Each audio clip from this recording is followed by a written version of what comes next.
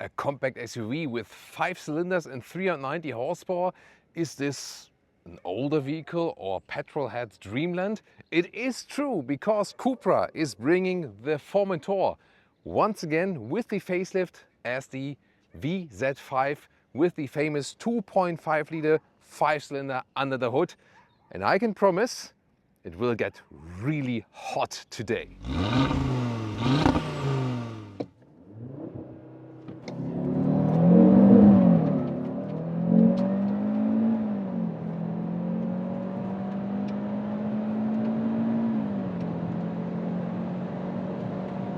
This was the first preview here from our closed track here today, special for you.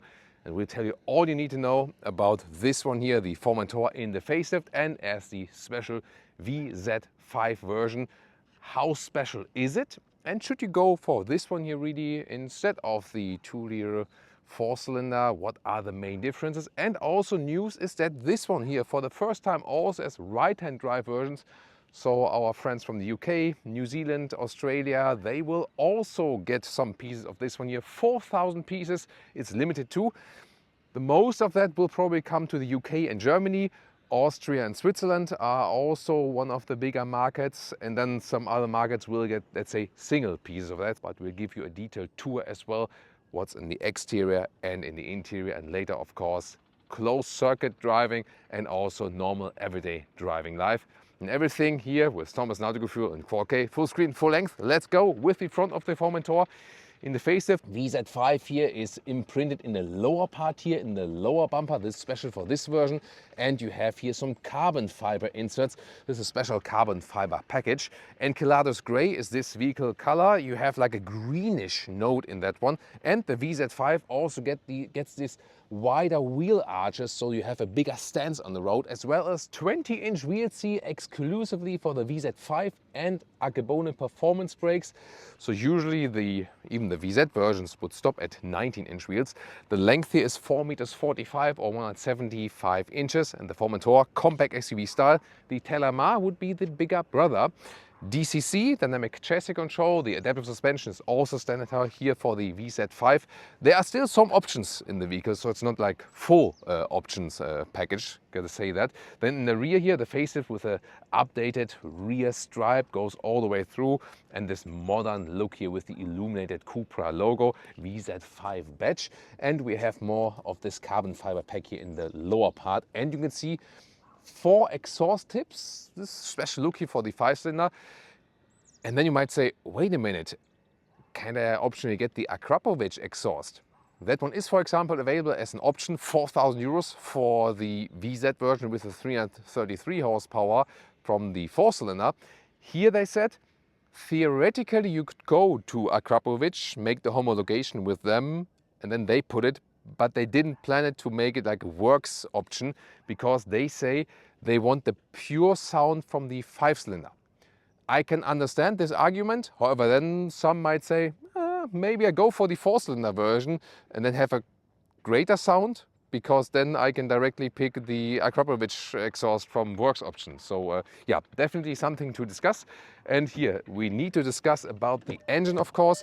So the normal Formentor versions would come with the 1.5 TSI, 2-liter TSI, 2-liter TDI. You can also get a plug-in hybrid and so on. And the strongest 4-cylinder, as I said, 333 horsepower, 4.8 seconds in the acceleration figure. And this one here is at 4.2 seconds in the acceleration figure, 2.5 liters, 5-cylinder, 1, 2, 3, 4, 5. This one here at 390 horsepower, 480 Newton meters of torque, and 4.2 seconds in the acceleration figure, so 0.6 seconds quicker than the quickest 4-cylinder version. All-wheel drive as well, and also looks quite cool. What do you think about it? It's a very unique proposal. You know that this is the Audi engine they are also using in the Audi RS3. And very important soon while driving, you know, this is a front wheel based platform. So the all-wheel drive is usually also front wheel biased, front plus rear on demand. However, this one here It's also for the VZ with 333 horsepower is also available. But here also with the VZ5, there's a rear torque distribution. And that means that you can, like for example, when you accelerate out of the corner, that you get more torque on the curve outer wheel. And that one will make it feel kind of rear biased, although it is actually not. You know what I mean? And this is something I will especially feel or present to you when we drive in a very agile way on our closed track today. This is the key fob. Yeah, some stickers on it for the driving event. Nothing special though. Then door closing sound. Solid, like that. Ooh, that's the stuff. You know, with the car enthusiast, I'm not only checking out exhaust notes, but also the door closing sounds. That's one of the signature Autogefühl moves. And then here, inside of the doors, top part is somewhat soft, a little bit and structured. Here's a little bit softer with the leatherette. Sennheiser sound system here, 12 speakers. Then hard pack at the inside of the doors, but at least we have a logical control unit, everything and so on. Then Cupra entry sill badge. There are also special floor mats with a leatherette design on the outside. This one also has Econile, so this is like a recycled material. Steering wheel perforation at the side, copper accentuations, contrast stitches on the inside. Not animal free available yet. What I found quite cool is here that we have the manual knobs and scroll wheels, classic control, starting the engine left side, pressing through the driving modes, or press and hold to directly go to the Cupra mode. Then this one here at the moment is equipped with the cup bucket seats. They are fabric on the inside, they have more shoulder support, they look really, you know, spectacular. They are produced by Sabelt, and they have this special, like, I don't know, like, it's like some harder accentuations on the fabric surface to make it like look more visually appealing. And they look indeed pretty cool. And this shoulder support in the top part is also really good for, you know, dynamic driving. However, they are stiffer from the seat surface, especially in the sit bone area.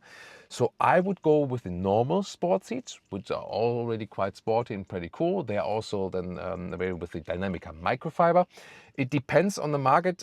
I could not get 100% confirmation yet if this one is standard for the VZ5 or if it's an option in the Extreme Pack. And the markets might also differ in that one. I would always get a Formentor without the cup bucket seats, but the normal sport seats for the best comfort. Then here, steering wheel up and down, in and out. You can find a good position. You can also shift yourself here with the driving pedals. Dual clutch transmission. And here I still have some headroom left. This is also a panoramic roof. You can actually also open still. Yeah, very rare these days on the market. And you can also apply a shade here. It's also electric available. And now to the cockpit. Looks really sporty and cleaned up. With the recent facelift, you get the 13-inch screen here, 12.9-inch to be very exact. You don't have physical dials here, but the sliders here for the temperature, at least you have these sliders and don't have to do everything in the screen. You can also plus minus in the screen, but sliding is a little bit easier, so to speak. Yeah, and then what I found quite cool is that you have like this structured dashboard right here. This is a nice structure you can actually feel. And also here that you have these, you know, like these edges here that make it like a crisp interior. Again, with the copper accentuations as the contrast stitches here. So I really like the design. The glove box here, we have it full of stuff at the moment. That's why it falls down really quickly. And then once again, the cup bucket seats. As I said, I would go for the standard sport seats, but they look amazing indeed. Middle console here, the side parts are some, like say, a little bit soft, again with the contrast stitching. Then you have inductive charging pad here. Is it also ventilated? Gotta find. Yeah. Yeah, it's also ventilated. I just had to look in detail. 2 USB-C chargers, however. This is here, by the way, ESC off button. They do have that. Don't use it on public roads, please. Pressing once is ESC Sport, and then pressing and holding it, that would be completely ESC off. But again, do not use that on public roads, please. ESC Sport would be needed to do the launch control we do or did there on the closed circuit. so you don't have to go ESC off there. I even drive on a racetrack not with ESC off. Here you could put the key fob. This is then for shifting backwards, and here this backwards and this forwards. Electric handbrake. Then the cup holders, you have different sizes, but they're not adaptive in itself. Here could be a little bit softer for your elbow, but you can adjust it forward and also here in the height, and then some more space here underneath with a 12-volt power supply. And I like that we have the classic interface at the steering wheel, really, with all the manual buttons for the cruise control and so on. And heated steering wheel is an option. You press one button and then that's it. And what I also like is that the digital instruments here, you can have this large RPM meter, really fancy, also from past Audi models, for example. So this would be my favorite view in the digital instruments as for that. And some more details to the screen. And here the main infotainment unit. What's important here, drives selection, but you can also do that then here with the button at the steering wheel. And as I said, you can click through individual driving modes like this. But if you are in the comfort mode or somewhere, let's see, let's show comfort mode, press and hold directly goes to the Cupra mode, or individual. I really like it. Here you can individually tune your DCC, adaptive suspension, all the way to comfort. But for example, steering to stiffer, to performance or Cupra, that's cool. And also important, if you slide down here, you can deactivate the EU speed chime and the attention warning and also the lane keeping assist. Rear seats, doors here, hard pack. This is a leatherette insert and hard pack again in the lower part. This is quite nice here in this, grayish color with the contrast stitches then in this copper tone. And then here we have also the cup bucket style for the rear seats. Isofix are there, the mounts, and then we can fold on this. Not adaptive, these cup holders, but feels like good build quality though. Anyways, this is the ski hatch. And then how's the comfort in the rear and the space. So here, it's actually decent comfort really, and 189, 6'2", still some headroom left. This one, the version with the panoramic roof, you can actually open. And it seems that these these sport seats really increase the legroom, so I can sit here as a tall adult, have some more space. And in the lower part here now with the Fejslift 2 USB-C chargers. Let's check out the trunk or the boot, because even if you go for performance driving, you want to use it in everyday driving life. And there we go here, a meter of 40 inches in width. This one here also fits underneath this cover. And then we can fold the seats here, 2/3, 1/3 split. The total length here is about 62 inches or 1.60 m, about that. So overall well usable. Then here underneath you can lift this one up. Not much space underneath because here we have the subwoofer.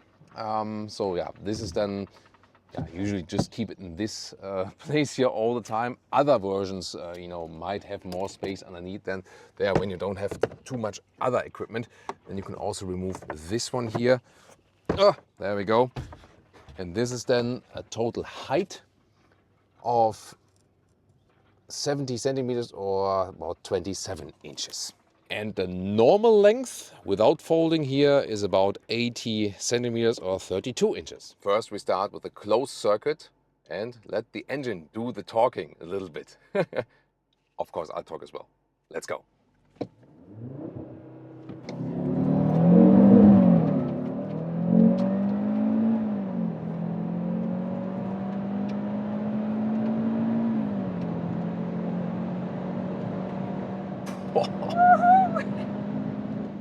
Woo! Oh, these performance brake, they really hammer in. So don't wonder, again, closed circuit. So we're doing everything here legal, although it looks illegal. Wow. Good performance here from the 2-liter 5-cylinder engine. 390 horsepower, 480 Newton meters of torque, and 4.2 seconds is the acceleration figure instead of 4.8 seconds for the 2-liter 4-cylinder. So this is then the difference, 0.6 seconds. And you do feel that definitely. And really balanced here, all-wheel drive system. It's a really nice track we have here. One car in front of us as a lead car, somewhat as a pace car. And yeah, this really feels like a racetrack. And this neutral balance of this vehicle is really cool. Good steering feeling here out of the corner, and it doesn't shake much. DCC, adaptive suspension, keeping the car in check at the same time. it's still comfortable in driving. How does Leah feel? But it's fun. Yeah, it's fun, it's fun. That's why the car is not too heavy.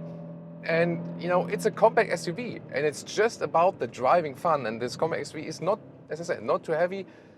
Rather short wheelbase. And you can just enjoy the ride, you know. So it doesn't push you in the corners. And, I mean, I could theoretically go faster if this pace car would go a little bit faster, honestly. They just want to, you know, ensure our safety, of course. And wow, I mean, it almost feels like a race car. That's the cool thing. You can really race it around the corners. Nice sound here. Although I would have wished the Akrapovič exhaust, which is not available here for the VZ5. Look at that, how aggressive I can be. The glove box is opening. Oh, that's some stuff. Good grip here also from the tires. Wow, it's so much fun to put this one around. Woo! And we're already at 190 kilometers an hour. And oh, these Akrapovič performance brakes, they really perform very well. That you can also be sure that you can come to a stop again. And how does it behave on normal roads and also on the motorway? We're going to find out now. It's actually okay here with this speed hump starting in comfort mode. And also good here on the performance brakes to let way for pedestrians and doggos. Yeah, so it's also like a spirited animal in everyday driving life. Even in the comfort mode, this engine is really lively indeed. Steering also in comfort mode is pretty soft, but then you can also, of course, change the driving modes when you are also just cruising here around. For example, comfort mode, I could also set it to really soft suspension, for example, but yeah, maybe make the steering a little bit heavier. That's usually what I actually do. Here, for example, here steering to Cupra. So in this case, then I have set DCC all the way comfort, but steering with, wow, in the Cupra mode is really a lot of resistance from the steering. For Leah, that would be probably you know, a little bit annoying even. So Leah usually sets the steering to light resistance. I have set to a little bit more resistant, but you can really fine tune that. Performance then is a little bit less resistant than Cupra. Wow, we didn't expect that. At Cupra, the steering setting is really a lot of resistance for like nowadays perspective. That's really interesting. And well, I mean, even in the comfort mode, like how the engine reacts, it's still somehow like in the sporty mode for a normal engine. You know what I mean? And gotta say, if you are in the Cupra mode, it's almost impossible to drive it on normal roads because Leah is also going like, what is going on here? Yeah, when you put it in Cupra mode, it's almost undrivable in normal driving situations because you think like, okay, this is like really racetrack style, right? Yeah, gotta know that. The DCC here, by the way, does not have a different setup. The adaptive suspension, if you compare it with the adaptive suspension you have in the other VZ version, so it's not that they said, hey, let's go even stiffer here or something like that. It's also not really needed because the car also is not supposed to get uncomfortable from the suspension. The Formentor is a compact SUV, so it's also like right size and agile in normal driving life, so that's also fine. These bucket seats here, of course, when you do like this strong cornering and so on, then they hold you tighter. However, as I said, in the interior part as well, the seating depth, especially the sit bone area, is way stiffer than with the normal seats, which are already sporty and have this integrated head restraint. But this one here, really slimmer and harder. So you got to live with that, you know. So I would probably take a test seat at the dealers. If I would get a Formentor, I would always get the normal sport seats. And some countryside road, you can also just let it roll here a little bit, enjoy it a little bit. It's actually fine. So the suspension is doing a good job. You do have the 20-inch wheels here, so that makes the ride, of course, stiffer. The DCC is evening that out pretty well. Of course, if you have like a non-VZ5 version with a smaller wheels, then you would have a little bit more comfort as for that. Yeah, it's always about the wheel sizes, so if you ask yourself if you want more comfort or less comfort, you can always rule it a little bit with the wheel size you pick here. However, here again for the VZ5, 20-inch as standard to stress this sportiness of the vehicle, and it's really a lot of fun also just steering it around in normal driving life here, going on the motorway and so on. It's just a very, very good balance of the vehicle, and you can always, by the way, like press and hold, then you come again to the Cupra mode automatically instead of like clicking it individually through. And let's accelerate one more time on the motorway. Let's go.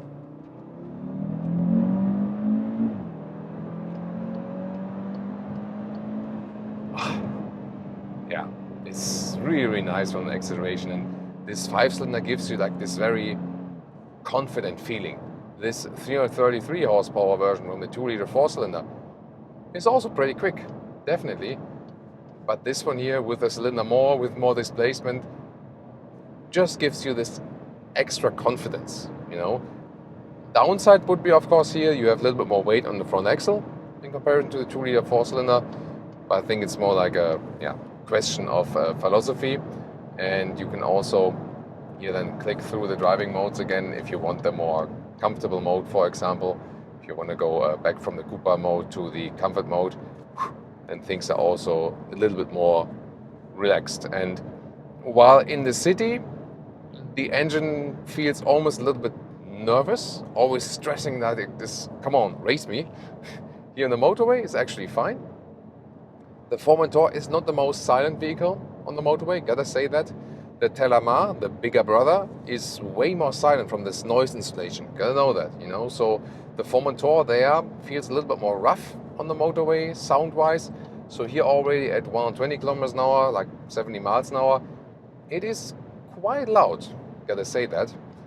But the driving behavior is once again really nice. It's very refined in how it handles. And the DCC is once again doing a good job in evening out the effect of the 20-inch wheels.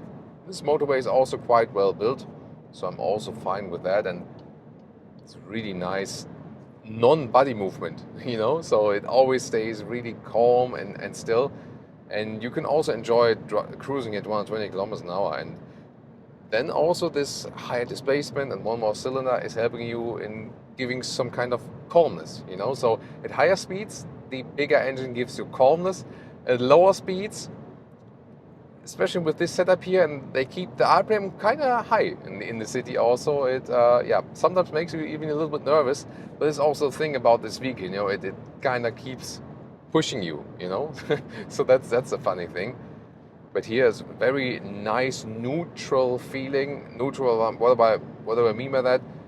The car is very calm, and although it is a vehicle with rather, you know, it's not a really long wheelbase, you know, it's not a large vehicle, but still gives you like a very settled feeling on the road. And it is really about the driving fun. And even yet cruising 120 kilometers an hour on the motorway, you feel so connected to the vehicle. It's such a nice direct feeling that it's really a lot of fun also just to go around here on the motorway. That's really about this vehicle here. The focus is really on the driving fun. Wow, what a ride here today. That was so much fun. This is the thing about this vehicle here. It is so well balanced and so much fun. That's the cool thing. And yeah, super unique with the 2.5 liter 5-cylinder. And especially like this sovereign feeling it gives you, you know, when you're on the motorway, for example. Yeah, that is something really unique. However, the 2-liter 4-cylinder version with 333 horsepower is also pretty cool. Also has the rear torque split that really, you know, lets you forget that this is originally a front-wheel based platform. With this rear torque split, it really gets you the feeling that it's suddenly rear-wheel drive. You know, that's the special thing. And the handling is so balanced that it's so much fun, no matter if you go it for everyday driving life, motorway, or then if you push it a little bit harder, like we did here for you, exclusively for you here today. The question is, do you really need the VZ5? It's more like a philosophy thing, definitely. You also have to, you know, think about consumption. Will be some 10 liters on 100 kilometers, at least, you know, when you also push it a little bit. Yeah, but then also pricing wise, I mean, it's not that much more expensive if you compare to like a high spec version with the other specs and so on.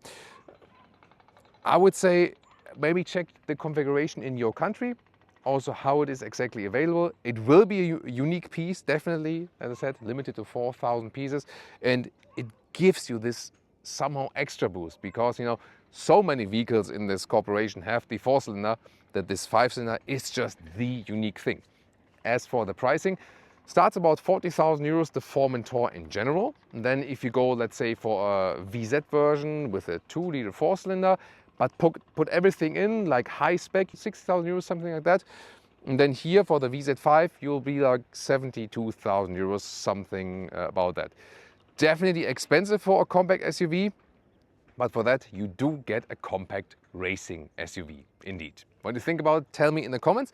And now also check out the 333 horsepower version, or maybe the recent VW T-Roc.